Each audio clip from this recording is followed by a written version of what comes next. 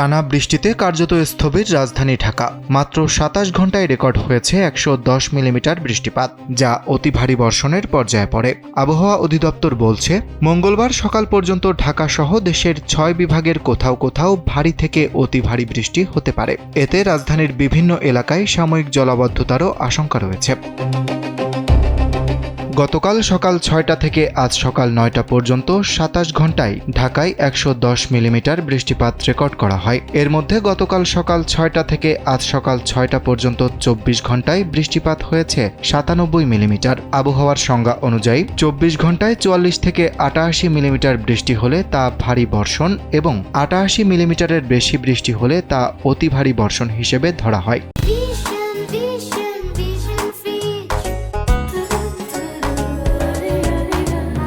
সেই হিসেবে ঢাকার সাম্প্রতিক বৃষ্টি অতি ভারী বর্ষণের মধ্যে পড়ছে।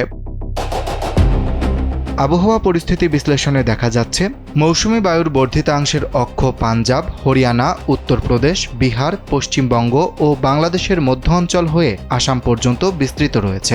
এর প্রভাবে কোথাও ঝিরিঝিরি, কোথাও আবার ঝুম বৃষ্টি হচ্ছে। মাঝে মাঝে কিছুটা বিরতি মিললেও বৃষ্টির ধারাবাহিকতা বজায় রয়েছে। বিশেষজ্ঞরা বলছেন, গত ৫ জুলাই থেকে সক্রিয় মৌসুমী বায়ুর কারণেই এই বৃষ্টিপাত অব্যাহত রয়েছে।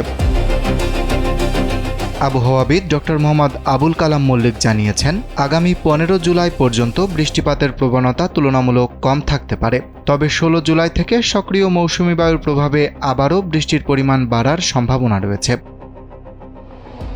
তিনি আরও জানান, কয়েকদিন আগে দেশের দক্ষিণ পূর্ব অঞ্চলের বিভিন্ন এলাকায় ২০০ থেকে ৩০০ মিলিমিটার পর্যন্ত বৃষ্টি হয়েছিল। বর্তমানে সেই বৃষ্টিপাতের পরিমাণ প্রায় অর্ধেকে নেমে এসেছে। একই সঙ্গে বৃষ্টিপাতের মূল বলয় এখন লক্ষ্মীপুর, ময়মনসিংহ, ব্রাহ্মণবাড়িয়া ও ফেনীর দিকে সরে গেছে। অন্যদিকে চট্টগ্রামের পাহাড়ি এলাকায় বৃষ্টিপাতের প্রবণতা কিছুটা কমেছে।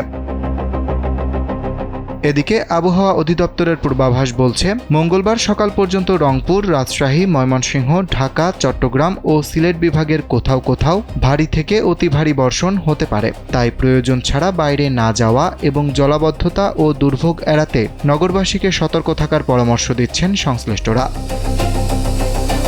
অরিত্র বাসু, কালবেলা।